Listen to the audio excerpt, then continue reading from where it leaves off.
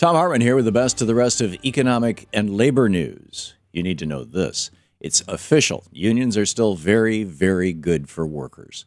According to not one, but two new reports, collective bargaining is the best tool we have to raise wages and increase opportunity for working people. The first report was released by the Center for American Progress last Wednesday, and it focused on economic mobility and, quote, the ability to improve upon the economic situation of one's birth, end of quote. The authors found that the study found, quote, a strong relationship between union membership and intergenerational mobility, end of quote. In other words, children who grew up in union households are more likely to lead a life better than their parents. The other analysis, which was released last Friday by the AFL-CIO's Center for Strategic Research, draws a clear line between union membership and higher wages. Separately and together, these reports show how important it is to protect our collective bargaining rights and why we should celebrate when workers declare a victory. According to the AFL-CIO report, in the first half of 2015, workers who bargained for new contracts saw an average wage increase of 4.3%, and despite the right's best efforts, even more employees will fight to form unions in the upcoming year.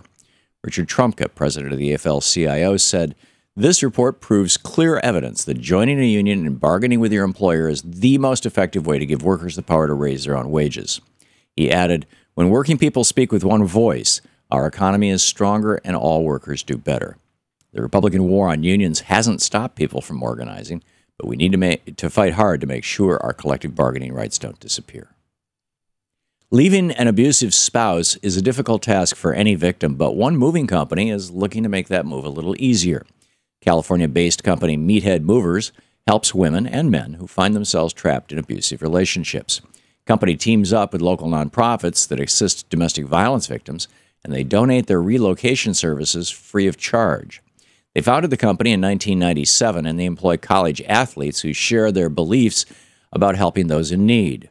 In an interview with LA Weekly, CEO Aaron Steed said, "We know how hard it is to pack up someone's life and move it to a new location, but it's unimaginable to think about a woman and her children trying to pack up all their belongings and flee before an abuser returns home." Meathead makes that possible by coordinating their moves with local shelters and police departments and arriving with a volunteer team that can pack and move quickly. Although most of their clients are women, the movers emphasize that they will help all domestic violence victims, and they're encouraging more companies to do the same. Scott Walker doesn't just want to wage war on unions. He wants to destroy the agency in charge of protecting workers' rights. According to a new plan released by Walker's presidential campaign, the Wisconsin governor wants to create a national right-to-work-for-less law and eliminate the National Labor Relations Board. As if that wasn't bad enough, Walker said if he gets elected, he would reverse President Obama's recent executive order that requires federal contractors to provide paid sick leave. And he pledged to end the policy that allows some low-level salary workers to receive overtime pay. Most of us view these proposals as an outright assault on workers' rights, but Scott Walker says they're only part of his effort to take on the big government union bosses in Washington. These proposals are even more extreme than the measures that Walker implemented in his home state of Wisconsin, where the middle class has been shrinking faster than in any other state in our nation. Just in case you didn't already have a reason, these policies are exactly why we must keep Scott Walker and the Republicans around him as far away from the White House as possible. These days, a low credit score doesn't necessarily mean someone has been irresponsible. All it takes is a few sudden medical expenses or the loss of a job to lower your FICO score.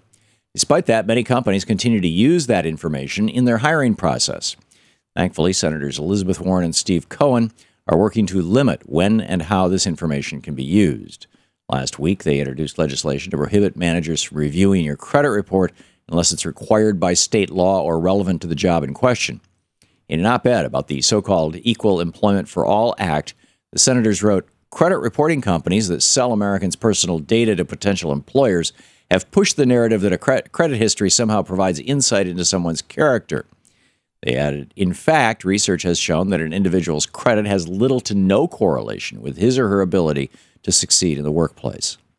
Between student loans, medical expenses, and the lingering effects of the last economic collapse, it won't be long before all of us have a few negative lines in our credit.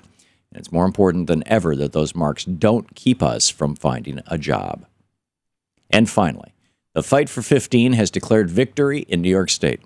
Last week, Governor Andrew Cuomo used his executive power to raise wages for fast food workers in his state, and he vowed to keep pushing until all workers in New York receive a raise. Governor Cuomo helped make this possible by directing that state's labor commissioner to sign an executive order which raises pay to $15 an hour by 2018, although he needs legislative approval to apply the new wage to all workers. At the announcement, Governor Cuomo said, "Every working man and woman in the state of New York deserves $15 an hour. We're not going to stop until we get it done." The Fight for 15 movement welcomed the news that New York State is joining the cities of Los Angeles and Seattle, and they held rallies around the country to celebrate. They cheered and carried signs saying where they plan to bring the fight next, whether it's Detroit or Chicago or any other city. We already know that won't give up until all workers are given the respect of a living wage. And that's the way it is for the week of September 21st, 2015. I'm Thom Hartmann on the Economic and Labor News.